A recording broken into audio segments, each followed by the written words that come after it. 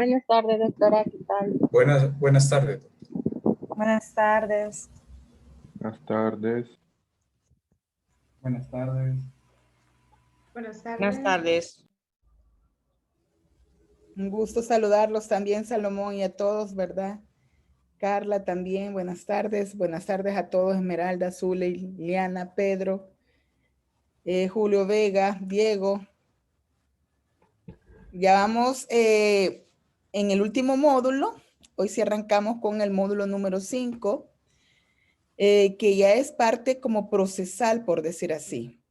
Les voy a proyectar qué es lo que vamos a desarrollar prácticamente en este módulo. Estamos hablando que son 4 sesiones.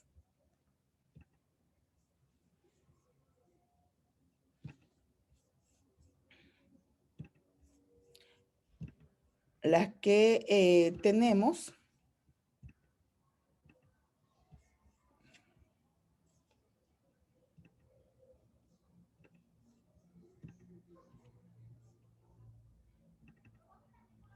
Ahí está. Estamos hablando que ya es el 5º módulo, ¿verdad? Que es la parte procesal, la que vamos a desarrollar en estas clases. Cuando hablamos de la parte procesal, vamos a hablar sobre esos procedimientos que se tienden a dar en las audiencias conciliatorias entre el Ministerio de Trabajo, el proceso judicial. Vamos a hablar después sobre la inspección de trabajo también y el proceso sancionatorio por infracciones a la ley. O sea, qué multas puede tener la empresa en caso de incumplimiento a las normas laborales y quién impone las multas. Y de eso vamos a estar hablando prácticamente en estas próximas 4 sesiones. Hablaríamos este día sobre lo que es la audiencia de conciliación ante el Ministerio de Trabajo. Hoy no les voy a proyectar, hoy no hay diapositivas, sino que vamos a desarrollar los artículos de la ley que son y que hablan sobre todo este procedimiento de conciliación. Y aquí hago la pregunta. ¿Sabe alguno de ustedes cuál es la ley orgánica del Ministerio de Trabajo o qué ley aplica el Ministerio de Trabajo? Veamos, Salomón. La LOF, creo que. La LOF, dice Karen. Ajá, Salomón.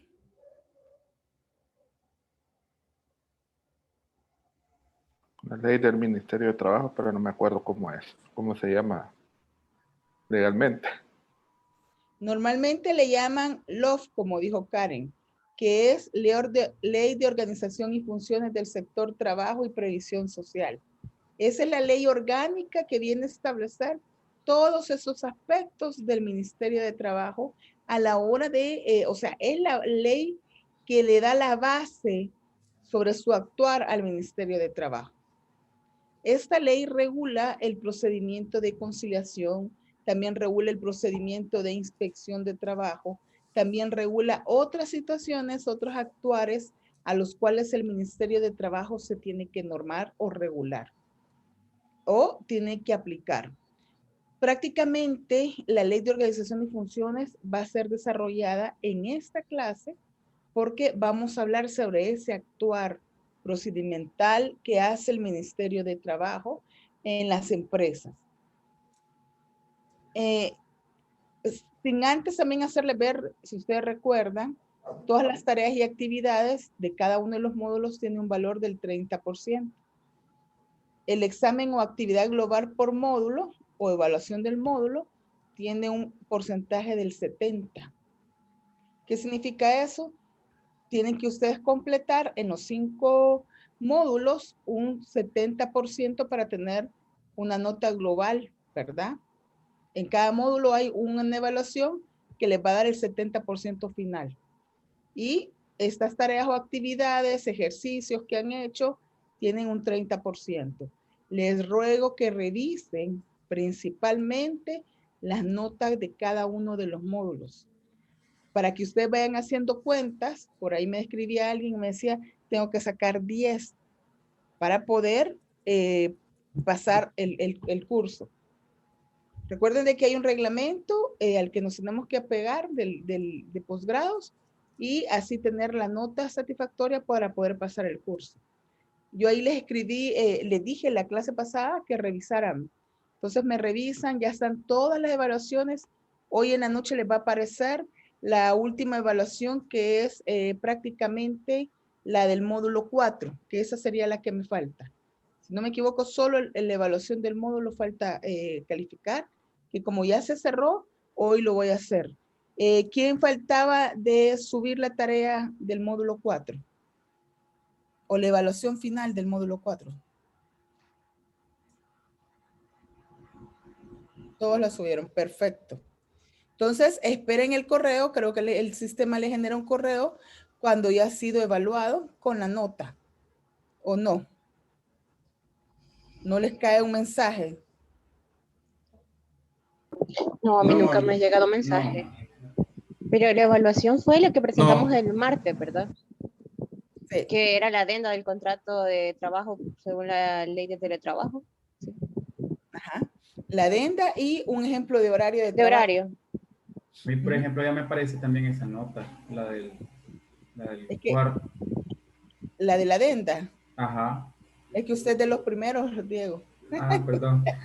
Empecé a evaluar y me imagino que el suyo, creo que Salomón también ya le tiene que aparecer, creo que es el primero. Salomón aparece en el listado, es el primero. Ok, gracias. Ajá. Disculpe, ¿esta fue evaluación directamente o fue tarea?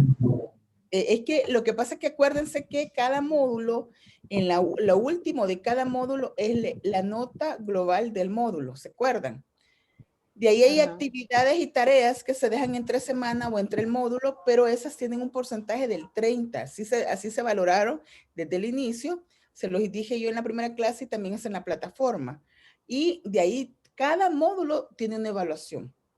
Todos los módulos, yo les digo, tienen que hacer la evaluación del módulo. Por ejemplo, la exposición que hicieron en el módulo 3, que tuvieron que subir el trabajo y hacer una pequeña exposición. Unos lo hicieron aquí en la clase y otros por el tiempo lo subieron el video, ¿se recuerdan? Esa es la evaluación del módulo. Las demás son tareas y actividades pequeñas, ¿verdad? Entonces revisen sus notas para ir cuadrando y haciendo números, ¿verdad? Para que nadie se quede. Así tienen que ponerle esmero a sacarle 10 si les faltan puntitos. Ya estamos en tiempo.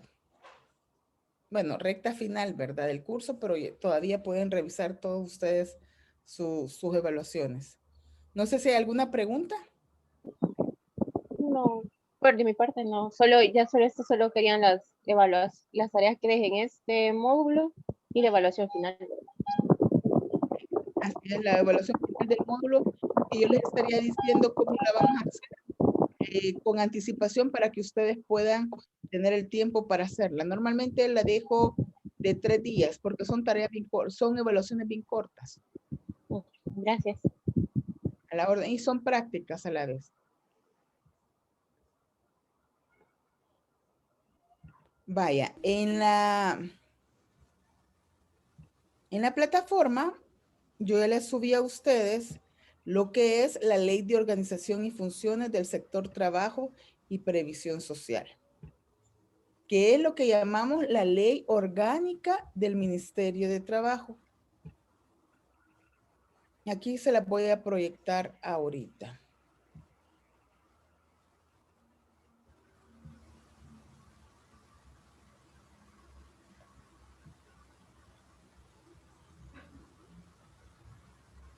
Aquí está.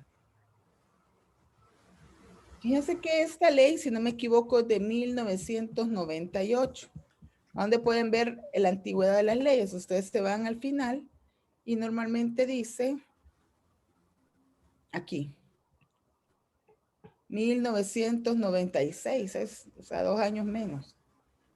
Y esta ley, que fue publicada en mayo del 96, entró en vigencia 8 días después de su publicación, si no me equivoco, dice la misma ley.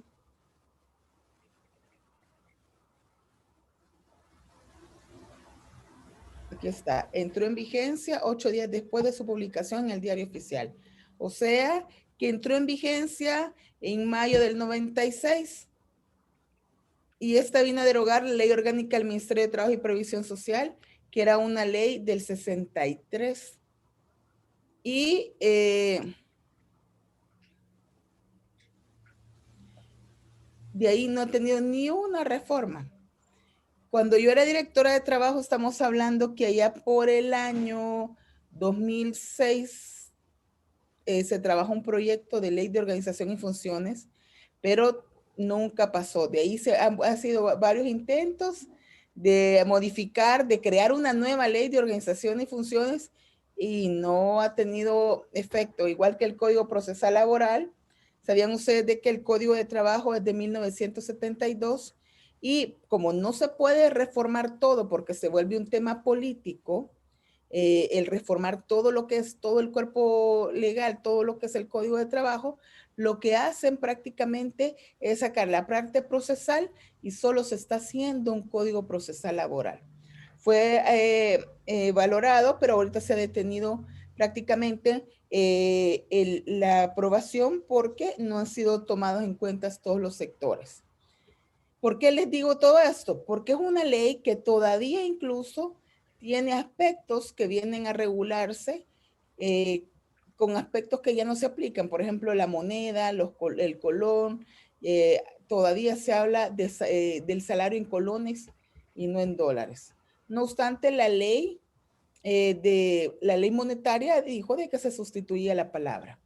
Ahora bien, cuando vemos la Ley de Organización y Funciones del Sector Trabajo y Previsión Social, esta tiene una estructura organizativa y habla incluso que determina todo lo que es el sector trabajo y previsión social, las instituciones vinculadas al Ministerio de Trabajo, de cómo está compuesto el Ministerio de Trabajo. Por ejemplo, está la parte de seguridad y ambiente de trabajo, bienestar y previsión social, formación, empleo, y en la parte hay ciertas instituciones autónomas que dependen del Ministerio de Trabajo. Así tenemos lo que es el Instituto Salvadoreño del Seguro Social, es una dependencia adscrita al Ministerio de Trabajo, al igual que el INSAFOCOP, el INSAFOR, que es el Instituto Salvadoreño de Formación Profesional, el INSAFOCOP, que es el Instituto Salvadoreño del Fomento, no me recuerdo las siglas.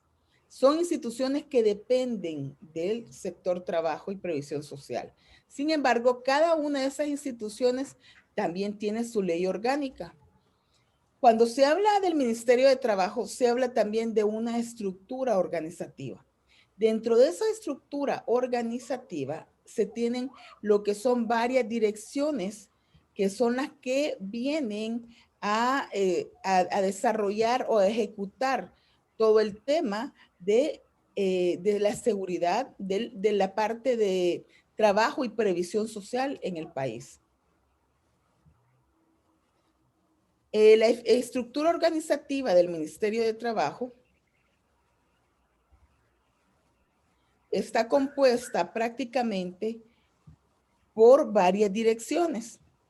Así tenemos lo que es la Dirección General de Trabajo, la Dirección General de Inspección de Trabajo, la Dirección General de Previsión Social, la Dirección de Relaciones Internacionales de Trabajo y la última es la Dirección Administrativa, que se llama prácticamente dirección administrativa y no me recuerdo bien el nombre, pero es la que tiene recursos humanos, la que ve toda la parte administrativa y tiene que ver también con el actuar del presupuesto, el ministerio y lo demás.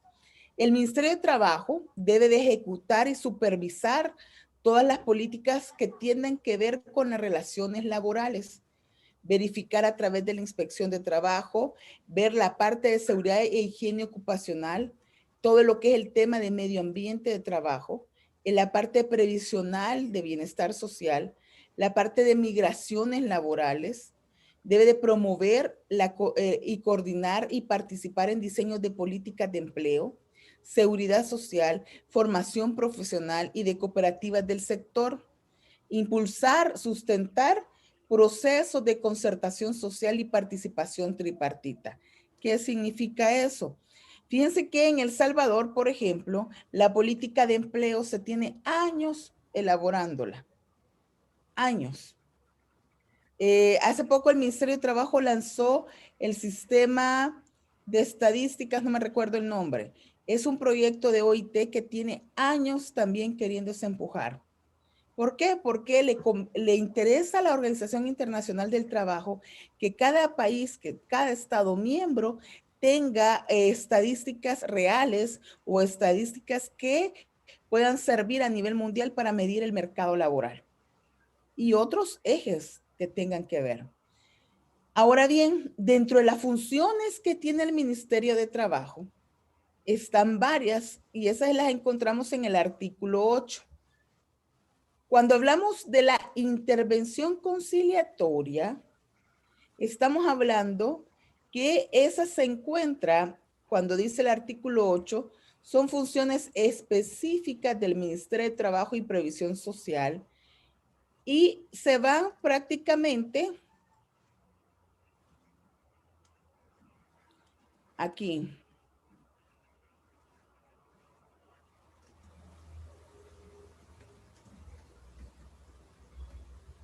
Esta, la D.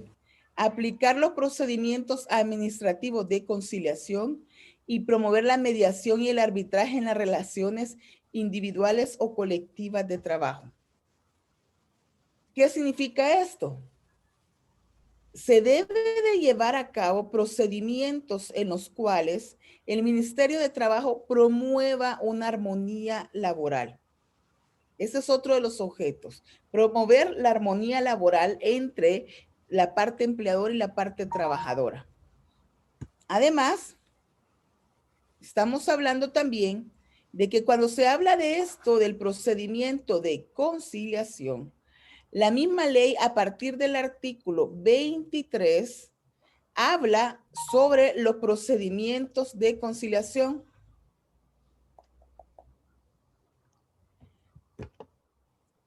Cuando hablamos de la estructura que les decía, es esta a partir del artículo 9. La parte de lo que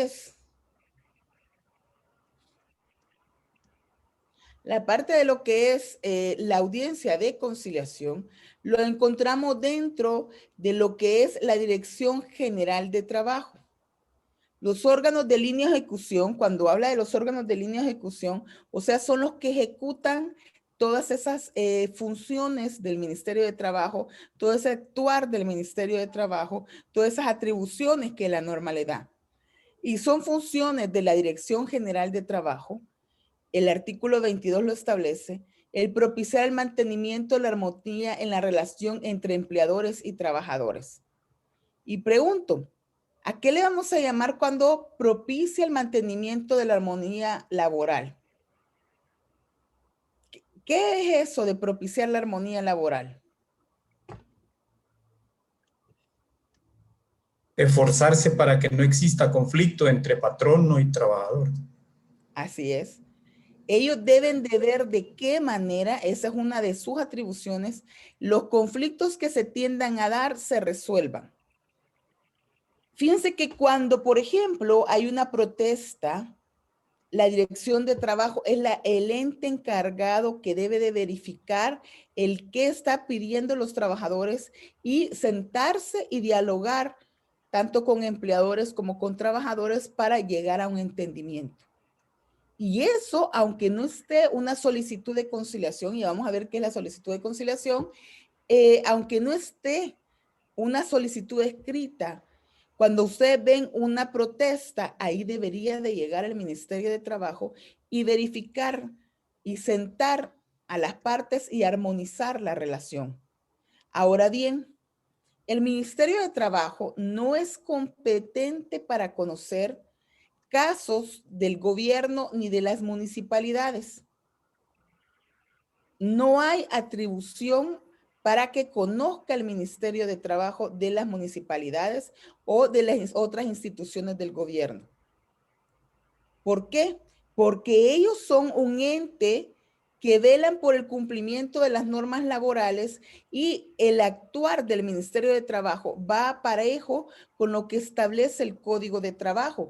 Y además, el sector gobierno y las municipalidades tienen un régimen legal totalmente diferente aplicable. Instituciones diferentes que velan por el cumplimiento de esas normas. Por ejemplo, la Asamblea Legislativa tiene su normativa aplicable. La Corte Suprema de Justicia tiene otra normativa. Los ministerios como tal o el Ejecutivo como tal tiene otra normativa que se aplica.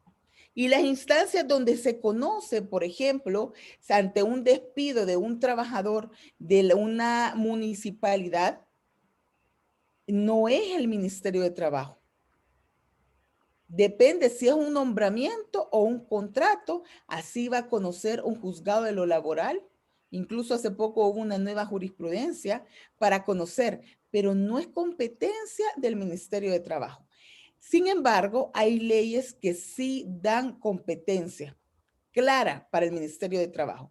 Por ejemplo, la Ley de Equiparación de Oportunidades para las Personas con Discapacidad, que ahora es la ley, le han cambiado un par de nombres, pero o sea, es la Ley para las Personas con Discapacidad, le da competencia al ministerio para verificar el cumplimiento de esa ley. O sea, es una verificación específica. ¿Qué tendría que hacer el ministerio? Verificar si tanto las municipalidades como las instituciones de gobierno o las instituciones privadas o las autónomas cumplen con la norma. Ahí sí le da una clara competencia. Otra norma que le da una clara competencia es la Ley General de Prevención de Riesgos en los Centros de Trabajo. Le da una clara competencia para conocer al Ministerio de Trabajo. Y de lo contrario, ellos no son competentes de andar verificando ni otro tema. Ya hay una institución que debe de verificar. Ahora bien, por ejemplo, a la hora de verificar el cumplimiento de normas en el sector privado y aplicable también a las instituciones oficiales autónomas, estamos hablando de que ya la normativa establece el código de trabajo que es aplicable el código a esas áreas. Y en caso de un incumplimiento, perfectamente se puede multar, el Ministerio de Trabajo puede multar a una institución oficial autónoma, porque el ámbito de aplicación del Código de Trabajo así lo establece. El artículo 2 del Código de Trabajo establece a quiénes se les aplica ese código. Y cuando hablamos, por ejemplo, de una inspección, y ya lo vamos a ver más adelante, cuando hablamos de las sanciones por incumplimiento a las normas laborales, el competente de hacer todo el procedimiento sancionatorio es el Ministerio de Trabajo y la norma aplicable para el procedimiento sancionatorio está dentro del Código de Trabajo. Por eso no puede venir el Ministerio de Trabajo y multar, por decir así, por no pagar el salario, hasta 5714. No puede. Porque la obligación de pagar el salario está contenida para una municipalidad o para una institución de gobierno en otra normativa. Por ejemplo, la ley de salarios para el mismo gobierno. Entonces, el ámbito de aplicación sí se le limita para el sector público. ¿Qué se pretendía con la ley de la carrera? Perdón, el nombre se me ha ido. La ley de la función pública. Dentro de los proyectos de la ley de la función pública se ha hablado de que el ente rector o el ente principal sea el Ministerio de Trabajo, pero se habló incluso, hubieron iniciativas que al final también esa ley no ha pasado, no se ha visto, no se ha aprobado. Hubieron iniciativas en las cuales se estableció que el Ministerio de Trabajo iba a ser el ente, pero iba a tener 2 viceministerios de trabajo para poder aplicar lo que era la parte del sector público y la parte del sector privado. Y ahí sí le iban a dar, con base a la ley de la función pública, competencias amplias al Ministerio de Trabajo, pero no es competente. Y el funcionario público, de acuerdo a la Constitución, no puede ser más allá de lo que la ley le establece. Artículo 8, principio de legalidad. Para los que somos abogados, eso lo invocamos a cada rato. ¿Por qué todo esto? Porque vaya, ante una intervención conciliatoria ante el Ministerio de Trabajo, no puede llegar un empleado público a pedirla. No es competente el ministerio. No va a venir y sancionar y que de las mismas arcas del Estado se pague una sanción, por decir así. Entonces, ahí no es competente. Pero sí es competente en las instituciones oficiales autónomas. Porque estas captan sus propios recursos, tienen otra forma, otra estructura, aunque incluso en las instituciones oficiales autónomas hay un desorden, por decir así, en los nombramientos. Ustedes van a encontrar en el Instituto Salvadoreño del Seguro Social empleados que se les aplica el Código de Trabajo, que es la regla general, a todos se les aplica, pero de repente van a encontrar un empleado que tiene un nombramiento por ley de salario. En esos casos que hay nombramientos por ley de salario, no se aplica el Código de Trabajo. El régimen aplicable ya es el del sector público. Entonces, ahí no entra tampoco el Ministerio de Trabajo. Por eso es que, no obstante, la ley le da a la Dirección General de Trabajo la obligación, la función específica de propiciar el mantenimiento de la armonía en las relaciones entre empleadores y trabajadores, pero ustedes no van a ver que un funcionario de la Dirección de Trabajo esté mediando en un conflicto de naturaleza pública. Por ejemplo, las protestas de los empleados de las alcaldías. ¿Han visto ustedes alguna vez que estén propiciando la armonía laboral en los funcionarios del ministerio? No, ¿por qué? Porque no hay competencia. No hay competencia. Pero sí, ustedes han visto, por ejemplo, en el cierre de una empresa, de una maquila, que llega el funcionario, porque ahí sí es competente. Ahora bien, dentro de las otras funciones tiene, por ejemplo, el facilitar la constitución de organizaciones sindicales, cumplir con funciones en el Código de Trabajo y demás leyes señala en cuanto a su régimen y registro, y así empieza a hablar. Aplicar procedimientos de conciliación y promover la mediación y el arbitraje para la atención de los conflictos colectivos de carácter económico o de intereses de conformidad a las normas y procedimientos establecidos. Ese conflicto colectivo ya es un procedimiento en el que interviene por un lado el sindicato y por el otro lado el empleador. Y de ahí, que es donde nos toca desarrollar esta clase y que es la base legal, nos dice que dentro de las funciones de la Dirección de Trabajo está el aplicar los procedimientos administrativos de conciliación. Tomen nota que este módulo voy a hacer un examen. Tomen nota de estos elementos. Aplicar procedimientos administrativos de conciliación. Y allí viene la pregunta, ¿qué es un procedimiento administrativo y qué es un procedimiento judicial? No quiero que lo contesten los que son abogados, sino ustedes que no son abogados. ¿Qué entienden? Porque es parte de lo que vamos a entender a la hora de aplicar estas normas. ¿Qué es un procedimiento administrativo y qué es un procedimiento judicial? ¿O qué vamos a entender por esto?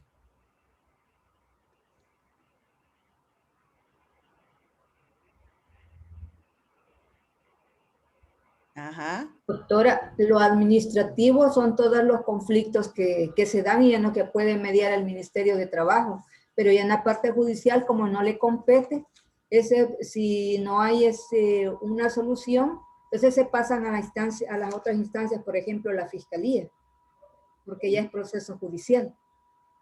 Sí, Sede administrativa son todas estas instituciones, por ejemplo, la Procuraduría General de la República, incluso mientras no se judicialice un procedimiento de la Fiscalía, todavía está en sede administrativa.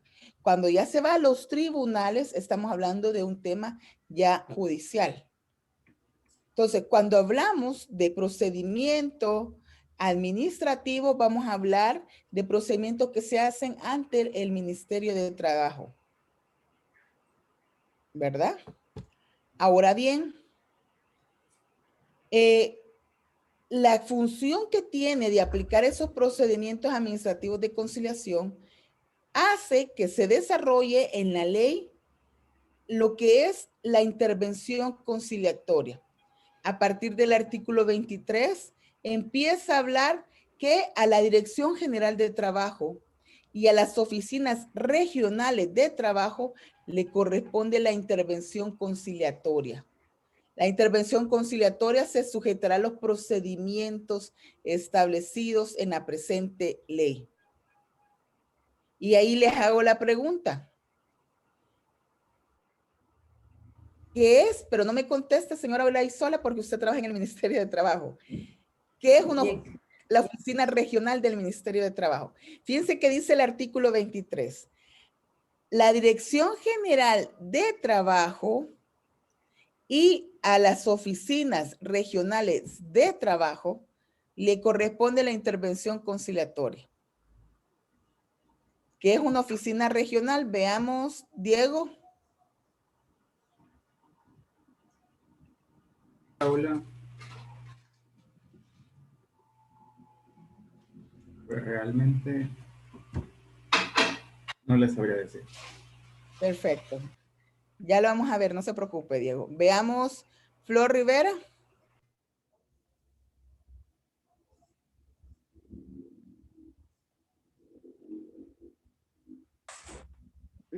No sé, doctora. Beatriz Castillo. Los que no tienen cámara son los que les voy a preguntar. A no ser que se excusen, ¿verdad? Que están en el trabajo y manden una selfie en el trabajo. No, mentira. Marcela o Andrea Palacios. Hola, perdón. Voy saliendo ahorita, pero sí estaba escuchando. Pero no estaba medio que no podía encender el micrófono. Con lo de... ¿No me puede repetir la pregunta? Y judicial, ¿verdad? ¿Hola? Sí, la Oficina Regional de Trabajo, ¿qué es? ¿Saben ustedes qué es? Perdón, doctora, estoy manejando. Va, está bien, no se preocupe. No sé si la parte administrativa aplicaría como cuando se ha despedido a alguien y se hace una audiencia y que no se le pagó su indemnización, no va directamente de forma judicial, sino que, bueno, a través de audiencia, siempre por medio del Ministerio de Trabajo. No sé si estoy en un error. ¿Sí es parte administrativa? La parte administrativa siempre es el Ministerio de Trabajo. Ahora bien, la pregunta es, ¿qué es una oficina regional de trabajo? Veamos, levantaba la mano, creo que Salomón, ¿o no? ¿Qué es, Salomón? Son aquellas que están en cada departamento, si no me equivoco. Cada departamento. Caliente, caliente, Salomón. Casi, casi. Casi, casi. A ver, señora Olaizola. A ver si nos equivoca, señora Olaizola.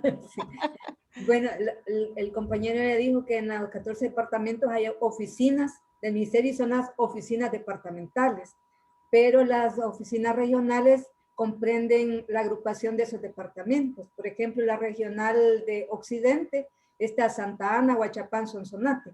La oficina central está San Salvador, La Libertad, San Vicente, pero también se puede por ahí como para central, bueno, la zona para central, y la regional de Occidente está en San Miguel, que comprende San Miguel, de Oriente, perdón, San Miguel, Morazán, La Unión. Así es. Pecado si no se las pudiera, señora Olaizola. Sí.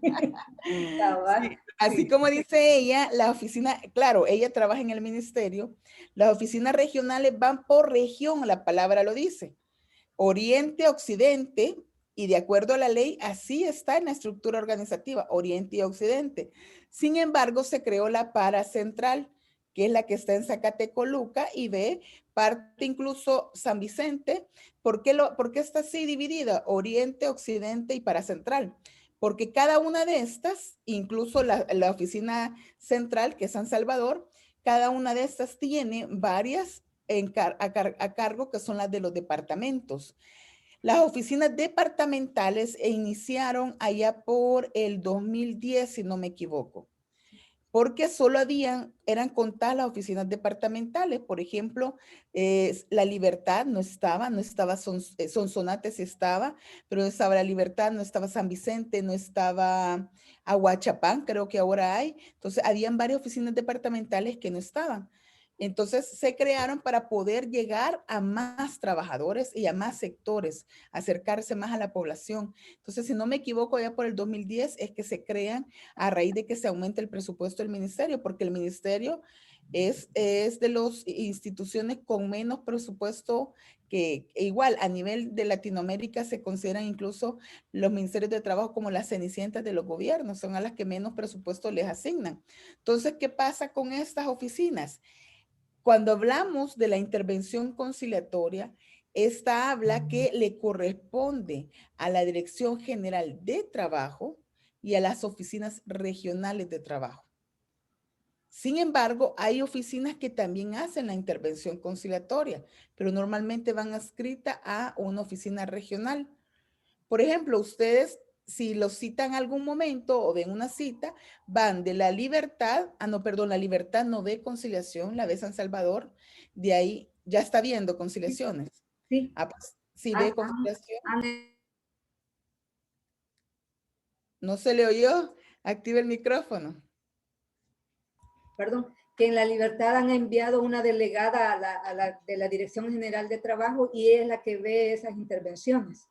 Ah, ok. Entonces ahora ya hay una persona delegada que ve la intervención conciliatoria. Entonces, y así, en cada oficina tienden a ver, pero normalmente quienes ven son la central y las regionales. Yo tuve, por ejemplo, hace poco un caso de La Libertad y ha caído en San Salvador, porque normalmente es donde se ven, pero también puede ser vista en La Libertad. Entonces, es parte de la estructura y de cómo interviene el ministerio a nivel nacional. De ahí el 23 habla también, el 24, que cualquier persona interesada en un conflicto laboral podrá solicitar la intervención de la Dirección General de Trabajo o de la Oficina Regional de Trabajo respectiva. La solicitud se hará por escrito o verbalmente por medio de acta y contendrá un breve relato de la diferencia existente en el caso. Este es el artículo 24. Pregunto, cuando hablamos de cualquier persona interesada en un conflicto laboral, ¿a quién nos vamos a referir?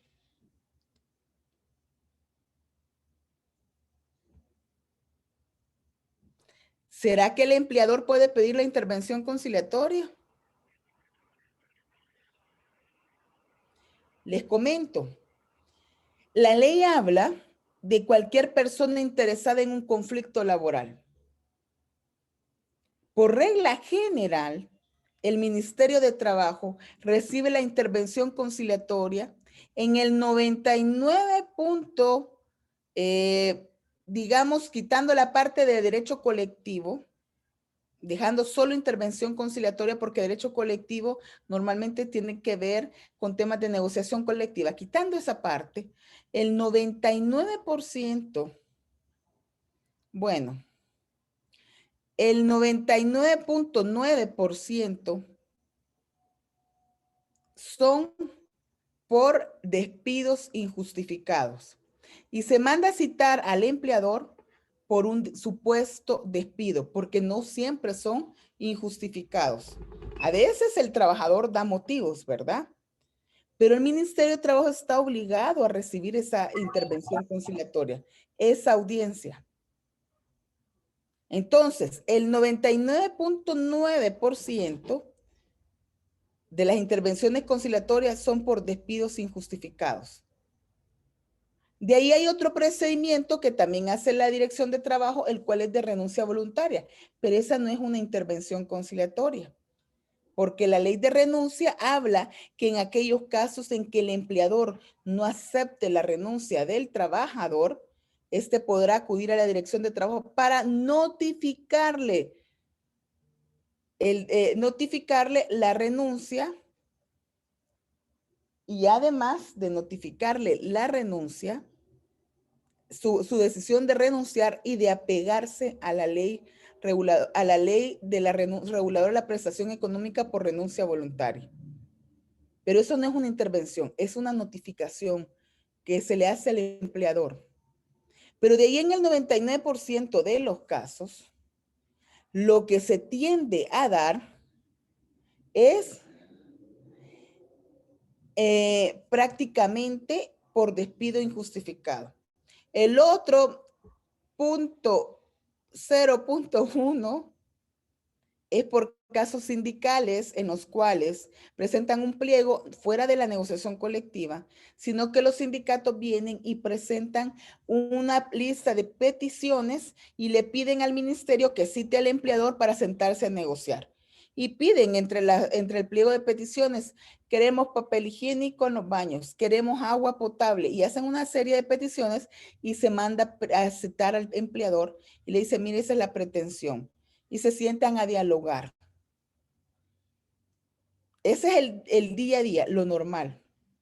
En una oportunidad, yo renuncié en el ministerio en el 2009. Allá por el 2010, yo presenté en mi calidad de apoderada de una empresa una intervención conciliatoria.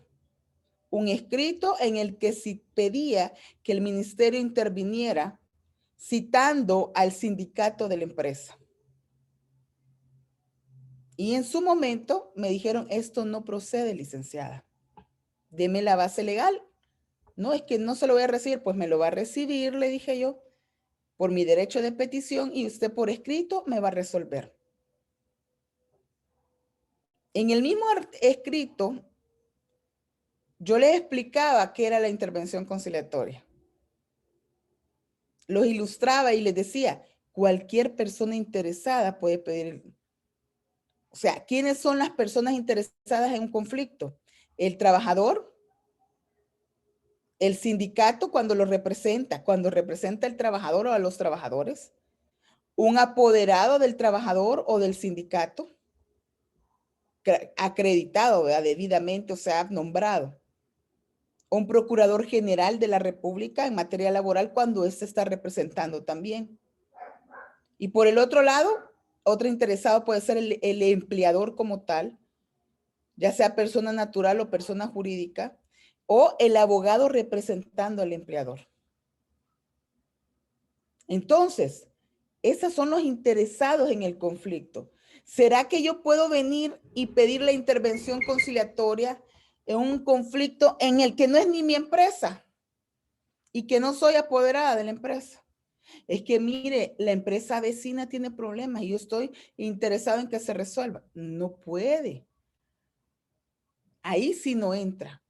Pero entonces la ley dice, cualquier persona interesada en un conflicto laboral, o sea, me interesa que se resuelva, podrá solicitar la intervención del director general de trabajo o del jefe regional de trabajo respectiva. Se hace una solicitud por escrito o verbal. O sea, legalmente cuando yo presenté ese escrito, yo era una persona interesada porque estaba representando a mi cliente. ¿Qué es lo que pasa? Que si el sindicato no llegaba a la audiencia de conciliación, lo citaban porque la misma cita se cita por primera vez y por segunda vez. Porque así habla la ley. Si el sindicato no llegaba, lo que iba a proceder era sancionarlo por inasistencia. Y entonces empezaron a decir, ¿cómo se va a sancionar si no viene? se tendría que sancionar, porque la sanción es por la inasistencia de la parte contraria a la cita. Entonces, nos sentamos, miren, en esa oportunidad el sindicato acusó al Ministerio de Trabajo de que se estaba vendiendo a la parte empleadora. Acusaron de que como yo había sido directora de trabajo, me estaban favoreciendo. Claro, porque era primera vez, creo yo, en la historia que se citaba a un sindicato. O que el patrón no pedía la intervención, pero la ley lo permite. Entonces, una vez se presenta la solicitud y el director la admite o el jefe regional, él perfectamente puede delegar a un conciliador. Dígame, señora de la Isola. Hablando de ese tema, con el problema que se tiene ahorita, que no se quieren dar las credenciales a los sindicatos, por ejemplo, en el sindicato de ahí mismo, el Citramips, no tiene ahorita las credenciales. ¿Se puede hacer eso como Citramips? Lo que pasa de que como es institución de gobierno, no se puede citar al mismo ministro ahí. Ahí váyanse a la Procuraduría de Derechos Humanos. Okay. Hacer una queja formal ante el procurador por no entregarle las credenciales. Gracias. Porque tendría, siendo el mismo ministerio, tendría que dar el ejemplo entregándosela rápido, siento yo. Gracias. ¿Verdad? A la orden. Entonces, una vez se admite la intervención conciliatoria, se delega, se nombra un delegado de conciliación. El 26 nos dice, el director, el jefe o sus delegados citarán a una audiencia común hasta por segunda vez si fuese necesario. Ese si fuese necesario, se pudiese entender que yo mando la primera cita, no vinieron, volvemos a llamar, mandaron la segunda cita.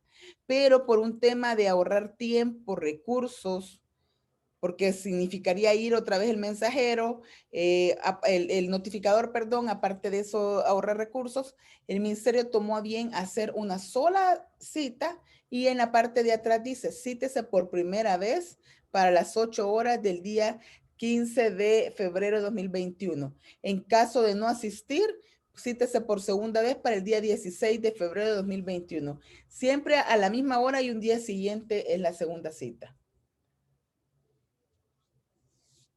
A las partes se les cita con el objeto de intentar la solución pacífica de las diferencias existentes.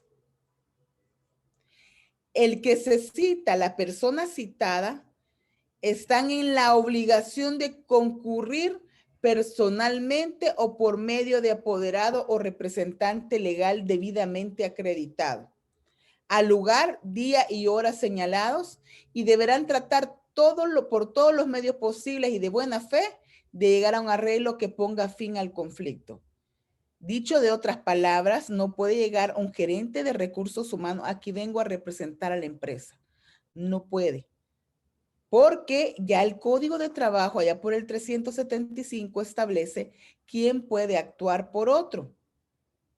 Y si es una persona jurídica, puede actuar el representante legal o un apoderado, que tiene que ser un abogado con un poder general judicial, con cláusula especial o con cláusula especial nada más. Si es persona natural, tiene que ser él o nombrar un apoderado, dependiendo. Se cita para un lugar, día y hora señalado en la cita y deberán tratar por todos los medios posibles y de buena fe llegar a un arreglo que ponga fin al conflicto. Yo ahora fui a audiencia de conciliación de un caso que ya le habían pagado al trabajador y yo sabía que el trabajador no iba a llegar. La segunda cita era ahora. Llegué y les dije, miren, él no va a venir porque ya se le pagó. Aquí está incluso el finiquito y los comprobantes. Levánteme acta y firmemos. Y así fue, ni audiencia hubo.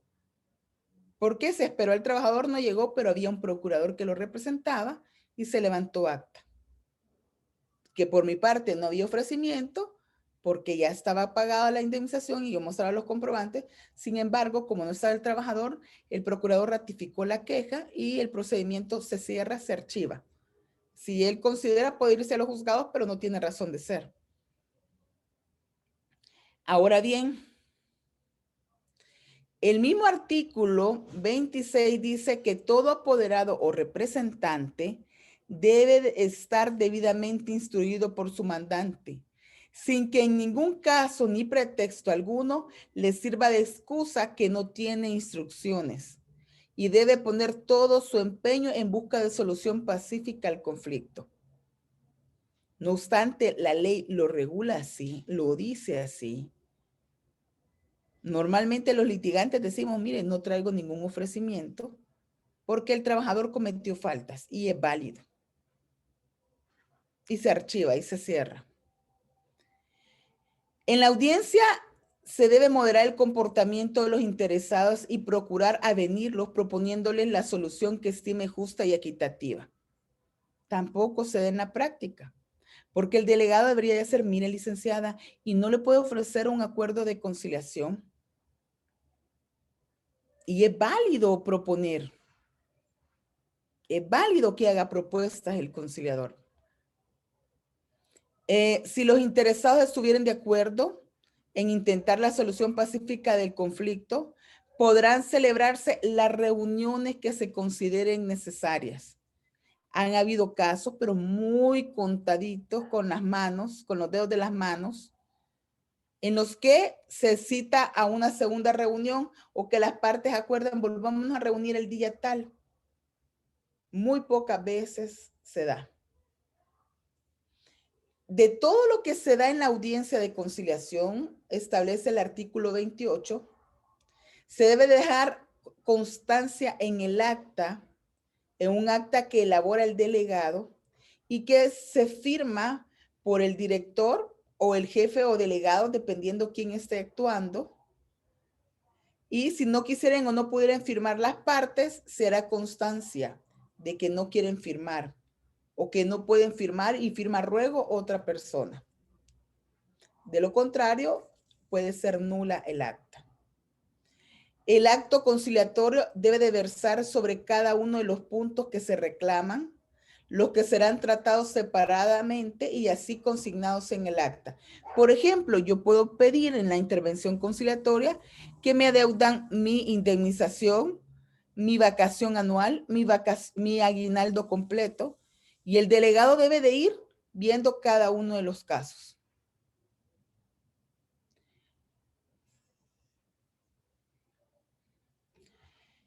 En los casos de conciliación, no es viable que se vayan a negociar derechos adquiridos. ¿Qué es un derecho adquirido? Ya lo hemos visto en clase. ¿Qué es? Veamos.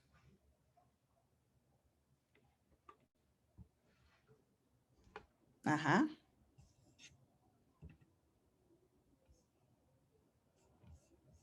¿Qué es un derecho adquirido?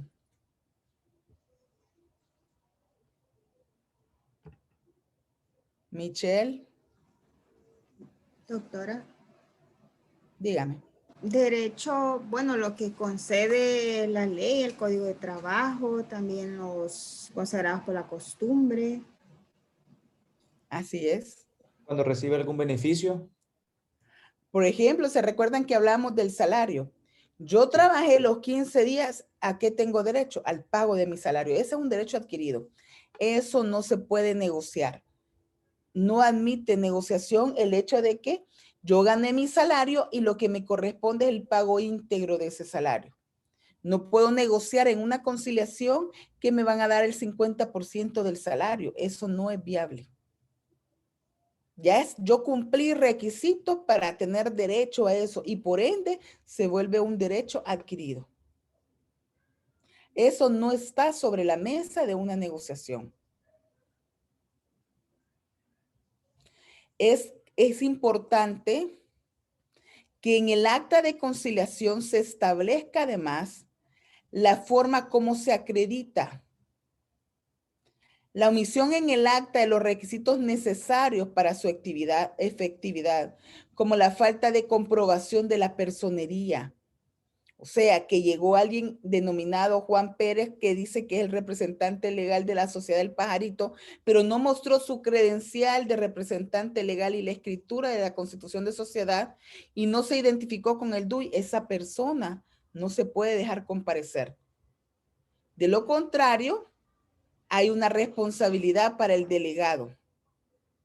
La omisión en el acta de esos requisitos necesarios para la efectividad de la misma, como la falta de comprobación de personería, dice el 28 en la parte final de la ley, las cantidades líquidas u otras semejantes, hará incurrir a la persona responsable en la obligación de pagar los perjuicios irrogados a las partes, cuya cuantía será determinada por el tribunal que conozca del asunto. Hubo un caso de hace como, quiero ver, allá por el 2000, si no me equivoco, de que el conciliador no consignó de manera, no acreditó bien al representante legal de una sociedad y hubo un acuerdo de pago de $4 millones, porque era un acta de varios trabajadores. Fue un acta colectiva de despido de un montón de trabajadores y no se acreditó bien al abogado. Ahí recae la responsabilidad sobre el delegado de la conciliación. Normalmente no se ejecuta, pero sí perfectamente se puede ejecutar en un tribunal. Eso le correspondería a la Procuraduría General de la República en contra del delegado, pero normalmente no lo hace. Dígame, levantó la mano.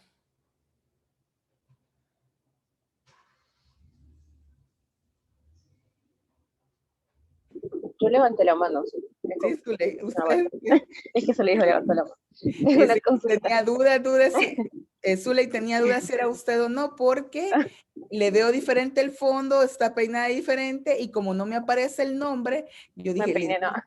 ¿O no? Dígame. Tengo una duda en cuanto, ¿existe un plazo para solicitar la conciliación cuando ya ha pasado, por ejemplo, el acto o la omisión que se reclama o la que se quiere llegar a un acuerdo? No hay plazo, incluso el ministerio está obligado a recibir cualquier solicitud de conciliación, independientemente. Sí, por ejemplo, ahora bien, puede haber prescripción y la acción pudo haber prescrito, o sea, para que un trabajador pueda demandar, tiene 60 días para poder demandar. Sin embargo, el ministerio está obligado a recibirlo aunque haya prescrito, porque la prescripción debe ser alegada por la parte contraria. Entonces no puede venir ni un funcionario ni el mismo tribunal a decirle, miren, no se lo voy a recibir porque prescribió. La parte contraria debe de alegar la prescripción. Ahora a mí me surge también una duda, y es que si, por ejemplo, se va a reclamar algo, pero, por ejemplo, que si se inicia este proceso de conciliación, no se pierden las presunciones en el ámbito judicial, si se inicia primero la parte administrativa. Que no se pierden las presunciones, solo permíteme un ratito.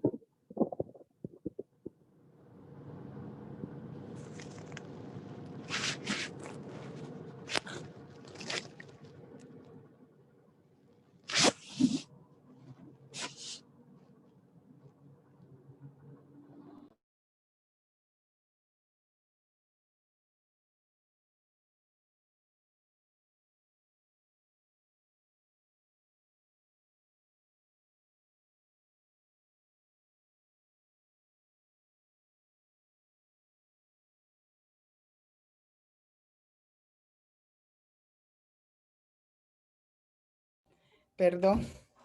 Entonces, no hay por qué, ¿verdad? La prescripción debe de ser alegada prácticamente por la parte contraria.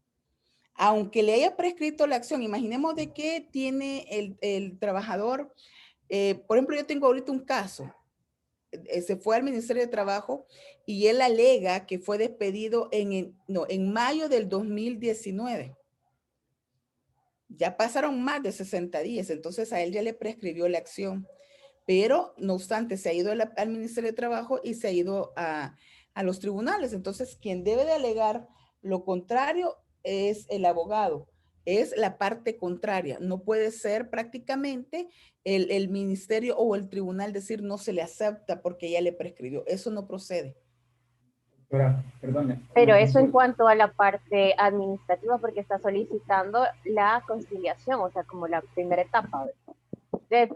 Y que son paralelos. Usted puede ir de un solo al ministerio y de un solo al tribunal. Hay Sí, yo países... sé, pero hay- mi pregunta es, si se va primero al ministerio y no tiene o sea, porque la ley le da 15 días para iniciar el proceso judicial, 15 días hábiles, por ejemplo, se va a reclamar para las presunciones. Entonces mi pregunta es que si inicia el proceso solo por la vía administrativa, después no se pierden las presunciones por la vía judicial. Lo que pasa es que lo tiene que hacer simultáneo, porque Pero los hay personas plazos... que no lo hacen así. Normalmente sí, no lo hacen ajá. así, pero ahí el delegado que toma la solicitud le dice, mire, a usted la acción le puede prescribir o las presunciones le llegan hasta tal fecha. Para que él inicie paralelamente el proceso judicial. ¿Sí? Ujú. Entonces, Normalmente se lo dice el procurador porque le asignan desde la entrada un procurador que lo representa en el ministerio y él mismo también lo asesora para el área judicial. Creo que Mario también, ¿verdad? ¿Quién más tenía una pregunta? Yo, pero no encuentro la manita para levantarla. No se preocupe, así nomás. Con el caso que usted mencionaba, cuando el delegado omite algo como eso, lo de la personería o algo así, ¿qué procede? O sea, no va a pagar en los 4 millones el delegado, pero queda sin efecto o hay algo, no sé, ¿qué sería como el trabajador que normalmente es el afectado, porque como, vaya, por ejemplo, si hay un acuerdo de pago y que a eso vamos a llegar, ¿qué puede pasar en la audiencia de conciliación? En la audiencia pueden llegar a un acuerdo de pagarle en el momento, pueden llegar a un acuerdo de pagarle en cuotas, pueden llegar a un acuerdo del 100%, del 50%, lo que las partes consideran, porque ahí la autonomía de la voluntad de las partes es lo que prevalece. Entonces, ¿en qué momento puede afectarse a un trabajador? Cuando se deja en cuotas, en pagos, el acta del Ministerio de Trabajo tiene fuerza ejecutiva. Ojo, el acta de la intervención conciliatoria, la de inspección no. Incluso la inspección de trabajo tampoco es prueba en materia procesal, o sea, un juicio no se va de prueba. Solo es prueba el acta de conciliación del Ministerio de Trabajo de la Dirección General de Trabajo. Se pide la certificación del procedimiento conciliatorio y dependiendo lo que pasó en ese procedimiento, eso se puede presentar como prueba en un tribunal. Y, o sea, se sientan bases para la prueba. Por eso es que a una audiencia de conciliación hay que mandar a un abogado laboralista, porque lo que se diga en esa acta puede ser usado en contra de la empresa. Además, si se deja en cuotas y una de las cuotas, así sea la última, por ejemplo, alguna empresa o algún empleador que llegó al acuerdo de pagar en cuotas la indemnización en 20 cuotas de $100, digamos, y ya en la última cuota ya no la pagó, el trabajador puede pedir la certificación de la diligencia y se va a ejecutarla. Lo que llamamos a embargar de un solo. Se va a ejecutar ante la Procuraduría y se inicia un procedimiento en el que pueden embargar al empleador. Y no se embarga por la última cuota, sino que por la totalidad, porque son acuerdos de plazo vencido, se llaman. Entonces, lo que pasa en esa audiencia de conciliación es delicado para la empresa. Se debe de tener cuidado. No es algo sencillo. Se ve sencillo, pero se sientan las bases para la prueba. Por ejemplo, un trabajador que se le ha despedido porque ha robado, porque ha cometido una falta grave a la empresa, y si de remate nosotros no presentamos, o sea, se va a una persona, un abogado que no es laboralista, sienta las bases para un juicio en el cual pueden ser usados en contra de la empresa lo que se diga en el acta de conciliación, lo que quede plasmado. Además, la ley establece que si hay algún acuerdo, aquí está, la certificación que se expida del acta correspondiente tendrá fuerza ejecutiva, o sea, se puede embargar y se hará cumplir en la misma forma que las sentencias laborales. En vez de irse todo el proceso judicial, de un solo se va al cumplimiento de la obligación como que hubiera ya una sentencia. La solicitud de intervención conciliatoria, y esto es clave, suspende la prescripción. O sea, hay una suspensión de los 30 días, de los 60 días, perdón, hasta 30 días. La solicitud de intervención conciliatoria suspende la prescripción, lo que se comprobará en juicio con la certificación correspondiente. Y la suspensión de la prescripción no podrá exceder de 30 días. Además, ya para ir finalizando el tema de la intervención conciliatoria, toda persona que sin justa causa no comparezca a la segunda cita que se le hiciere, incurrirá en una multa que va de 500 a 10,000 colones, de acuerdo a la capacidad económica de esta. O sea, 10,000 colones, estamos hablando de 1,100 y algo de dólares, ¿verdad? Ojo, esa multa no es porque se le pagó o no se le pagó al trabajador la indemnización. O mire, es que yo después llegué a un acuerdo con el trabajador o los trabajadores. No es eso. La multa es por no asistir a un llamado que hace la dirección de trabajo, por no comparecer. Y eso no lo exonera del pago. O sea, siempre se debe de pagar. Porque si él se va a los juzgados, nos vamos también al proceso laboral. Y la multa, después conoce, cuando veamos ya el trámite sancionatorio, conoce la Dirección General de Inspección, la multa entra a las arcas del Estado. Y de ahí vamos a ver ya el tema de la multa.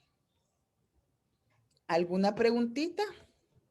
Sí, doctora, ahí con este artículo que acaba de establecer, vaya, si no comparece el patrono, por ejemplo, que obviamente es el que despidió injustamente, como usted dice, que es lo que más se ve, puede entonces, ahí deciden ellos, bueno, entonces sí tiene que pagar y como eso tiene fuerza, tiene fuerza ejecutiva, se va de un solo a ejecutar el pago. Y aparte, la multa la ejecuta el ministerio también con esa... No, pero la ejecución del pago, es que acordemos que son dos cosas diferentes, Esmeralda. Una es la multa por no asistir a la audiencia de conciliación, ¿verdad? Y se sanciona. Pero el trabajador se fue al Ministerio de Trabajo y se fue a los juzgados. Y entonces el hecho de que a usted lo multaron en el Ministerio de Trabajo no significa que el juzgado ya no va a seguir la causa. Son dos cosas diferentes. El trabajador, si aquí se fue a pedir la indemnización y usted no llegó a la audiencia, se va a trámite sancionatorio, el del ministerio. Pero vía judicial, él lo demandó y continúa el proceso vía judicial. Ah, no es que si no llegan, van a ser como pro empleado, que pueden van a obligar. asumir como una presunción de que sí. No, ahí no opera presunciones. Ah, ok, gracias. Porque el ministerio solo es un ente conciliador. O sea, solo interviene si hay acuerdos, no hay acuerdos, pero depende de lo que las partes acuerden o lo que las partes digan. Si el trabajador cita conciliación al empleador, en la cita dice llegará por primera vez el día tal a las tantas horas. La segunda cita será para el día tal a las tantas horas. Si no llega la segunda cita el empleador, se va a trámite sancionatorio. Para el trabajador queda cerrado el caso. Pero para el empleador se va a un trámite sancionatorio, o sea, un trámite de multa. Esa multa normalmente no se puede quitar a no ser que haya un justo impedimento. Pero el justo impedimento solo opera para patronos que son persona natural. Porque un representante legal de una empresa perfectamente puede nombrar a un apoderado. Y que si el apoderado no llegó, perfectamente se puede nombrar otro. Señora de la Iso. Licenciada, solo comentarles de que ahorita yo estoy en la departamental de La Libertad, en Santa Tecla, y ahorita se están llevando como cinco casos de maquilas que pidieron la conciliación y ahorita se comprometieron a pagarles. Hay una de 30 trabajadores, otra de 10, otra de 15, y ha quedado como en la constancia de que van a llegar a pagar allá al ministerio. Entonces, cada mes ahorita están llegando todo este grupo de trabajadores y ahí están cobrando, y así por cuotas de 15 o 20 o un año, y mensualmente están llegando a cobrar y se vuelve a levantar acta y firman y todo para que quede constancia de que mensualmente el empleador les está cumpliendo. Eso que dice la señora Olaizola es importante. Cuando se queden cuotas pendiente de pago, se le llama la diligencia, que las partes acordaron que se le pagara en 10 cuotas, por ejemplo. Cada vez que se paga una cuota, se debe de levantar un acta y hacer constancia de que en concepto de pago de la primera cuota correspondiente al mes tanto, de acuerdo al acta tal, y se relaciona todo. Y cada vez que lleguen, se hace un acta. Ahora bien, los pagos pueden ser también en las oficinas de la empresa o en el Ministerio de Trabajo. Antes, cuando los trabajadores no habían llegado a traer su cuota, quedaba depositado en fondos ajenos en custodia, pero se prohibió porque el ministerio no tendría por qué manejar fondos de ese tipo. Entonces ahora llega el trabajador, llega el empleador y en el momento se ejecute el pago, a no ser que ellos acuerden algo distinto. ¿Alguna otra preguntita? Sí, yo tengo una consulta, doctora. No, Salomón le habla. No, mire, como yo no he tenido la delicadeza de ante el Ministerio de Trabajo, pero no sé si el delegado a conciliación tiene la facultad de determinar cuánto es la cuota que puede percibir el trabajador, ¿verdad? Como a nivel de judicial es muy diferente, ¿verdad? Porque el juez le puede aceptar un 60 o 70% de lo que se le adeuda. Pero no sé si los delegados en conciliación tendrán esa misma facultad de que le pueden pagar el 50%, 60 o 70 o un 80% de la indemnización y de todo lo que se le debe al trabajador. O sea, ¿cuál sería el parámetro que se maneja? Pues, eso quería saber.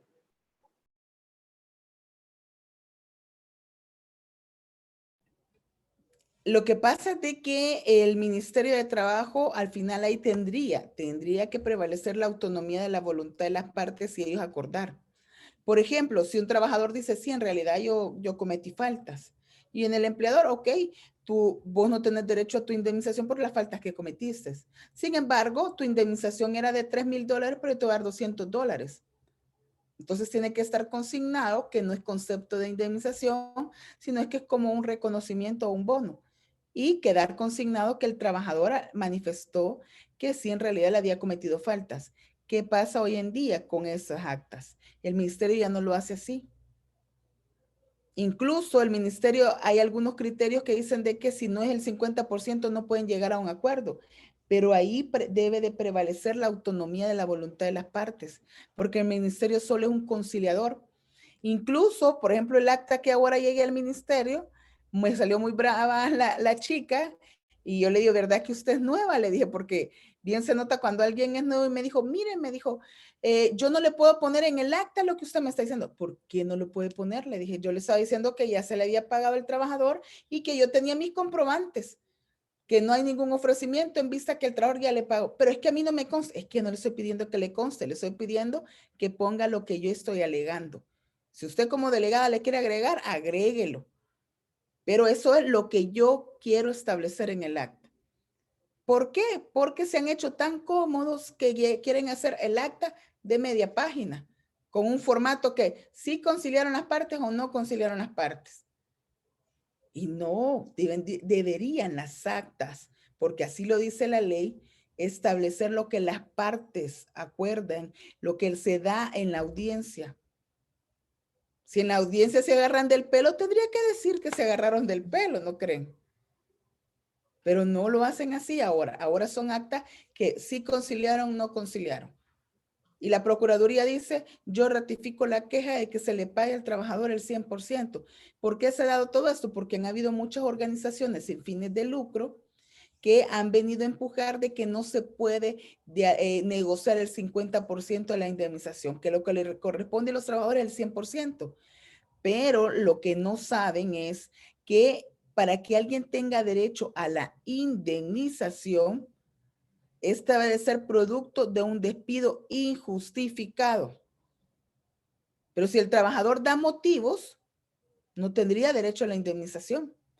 Pero claro, el trabajador llega al ministerio y aunque haya robado, bueno, yo tengo otro caso de que son 3 chicos, el 31 de diciembre que tenían turno, se pusieron una gran sirindanga en una empresa que transportan productos inflamables y hasta colillas de cigarro encontraron. O sea, eso se pasa del tema, ¿verdad? Y todavía van ellos al ministerio y les dice el ministerio, no, usted tiene derecho a su indemnización. Y enfrente el delegado les dije, yo como soy bien clara para hablar, cuando uno está independiente no se debe a nadie y uno es tal cual, ¿verdad? Entonces yo le dije, el problema del ministerio y el problema de ustedes los procuradores es que le dan garabato, por no decir paja, a los trabajadores. Y claro, el trabajador ve su hoja de cálculo que le hace el ministerio y claro, le dice, son $1,000 de indemnización, son $3,000. Para una persona que gana un salario mínimo de $300, ver un cálculo de $2,000 le brillan los ojos. Porque es bastante plata. Y entonces viene el procurador y le dice, no, usted tiene derecho. Entonces, en la audiencia le dije, momento, usted como procurador debe ser objetivo y no crear falsas expectativas en los trabajadores. Es su rol, sí, pero también decirle solo a él, no se lo va a decir enfrente de mí o del delegado, pero solo a él, mire, si cometió falta, mire, lo más correcto es no seguir un proceso. Pero todavía los engancha y todavía le dice, usted puede ser testigo de él y usted de él. ¿A dónde está eso? Y nosotros tenemos un montón de pruebas de todo lo que pasó. O sea, la indemnización es producto del despido injustificado. Y para que tenga derecho un trabajador a la indemnización, si en realidad fue injustificado, tendría derecho, pero se debe de probar en un juicio. Y dependiendo de la prueba que se presenta, porque igual, así como hay trabajadores que se van a un proceso sabiendo que cometieron faltas, también hay empleadores que saben que el trabajador, no cometió ninguna falta y no le quieren reconocer su tiempo. Yo cuando a mis clientes les digo, mire, y tiene pruebas, hay que crearlas, licenciada. ¿Por qué voy a crear yo una prueba falsa? No puedo. Va contra la ética incluso. O sea, no puedo yo montar algo que no es. Lo que sí, yo le digo al cliente, mire, si usted no tiene pruebas, mejor lleguemos a un buen arreglo. O, mire, tiene derecho a su indemnización porque usted no tiene ningún motivo para este caso. O sea, hablarle claro al cliente. No que nos vamos al proceso y allá después, o sea, el cliente va a perder. A mí por eso, si un cliente no me contrata porque le digo tal cual las cosas, ni modo. Pero no puedo venir y le voy a decir, yo soy amiga del juez. Sí, soy amiga de casi todos los jueces. Igual en el ministerio, con todo el mundo me llevo. Pero eso no, yo no voy a llegar a pedir un favor incorrecto a alguien. No va. No va. O sea, y ustedes pueden preguntar, yo tengo ya años litigando, ni a la gente del ministerio nunca le he pedido un favor de que me ayuden con algo. Así de que, mira, ayúdame poniéndole. No. Si a veces, por ejemplo, iba para San Miguel y en la carretera hubo un accidente y yo hablé, mire, voy para audiencia, ¿será que me hacen la ley del cuarto, ¿verdad? 15 minutos en lo que tardo. Es diferente, ¿verdad? Que uno pide por esa situación algo fuera de lo normal. Pero pedir un favor, que me ponga algo en el acta que no va o una situación, no. Entonces, ese es el problema. Entonces, hasta que hay una sentencia del juez en el que se comprueba que en realidad hubo un despido injustificado, ahí le nacería el derecho a la indemnización al 100% del trabajador. Antes de sentencia, las partes pueden llegar a arreglos, conciliar. Zuley, vi que levantó la mano. No, pero ya me resolvió la duda. Pero es que eso le iba a comentar, de que el detalle es que el despido puede ser justificado, pero no se puede aprobar. Entonces, aún así, aunque si la empresa no lo documentó, igual es lo que comentaba, que hay empresas que tienen como costumbre crear pruebas, arreglar con los trabajadores y pedir que firmen finiquitos y cosas así. Bueno, pues no son cosas que yo he visto. Sí, fíjese, Zuley, que nadie puede alegar ignorancia de ley. Principio que existe para nosotros los abogados y para todos. Nadie puede alegar ignorancia de ley. Por ejemplo, usted no puede alegar que no ha leído la ley de tránsito y por eso no usa el cinturón de seguridad. Usted no puede alegar, o sea, cuando le digo que nadie puede alegar ignorancia de ley, significa de que todos están obligados a respaldarse y documentar la relación laboral. Nadie lo hace. El régimen disciplinario sancionador, ni el sector gobierno y pocas empresas en el sector privado lo aplican. Pero se debe de aplicar. Nadie aplica los descuentos. Ay, no es que pobrecito. No, es que la puede... Entonces, nadie aplica y eso es disciplina. Yo siempre lo digo, al buen trabajador hay que incentivarlo y al malo hay que sancionarlo. Y aparte de eso también, es importantísimo para las empresas trabajar la parte preventiva. ¿Qué es trabajar lo preventivo? Revisar su procedimiento, revisar sus documentos, ver si están apegados a la ley. Un diagnóstico laboral o lo que llamamos también auditoría laboral de un experto. ¿Por qué lo digo así? Porque nosotros consideramos que hacemos bien las cosas y que documentamos bien. Pero ante una inspección, a veces no está bien documentado. O vamos más allá, ante una contingencia como un juicio laboral. ¿Qué es lo que pasa? Que estamos acostumbrados. Yo tuve una situación hace poco con otro colega, con otro abogado, porque voy a hacer una auditoría laboral. Y me han contratado para eso y él es el abogado de la empresa. Entonces yo le dije, mira, discúlpame, pero yo solo voy a eso. Porque la mayoría de abogados también están acostumbrados a pagar fuego. Y no debe de ser así. Igual que usted en su casa. Usted ve que algo echó chispa y ahí lo dejó. Después va a tener un incendio. La prevención ante todo. Es como cuando vamos al médico. ¿Qué hacemos nosotros? Hasta que ya nos duele algo, la cabeza o el dolor demasiado fuerte, vamos al hospital.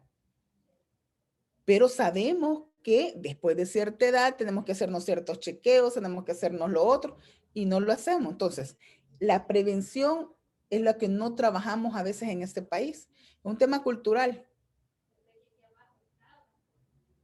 ¿Verdad? ¿Alguna otra preguntita?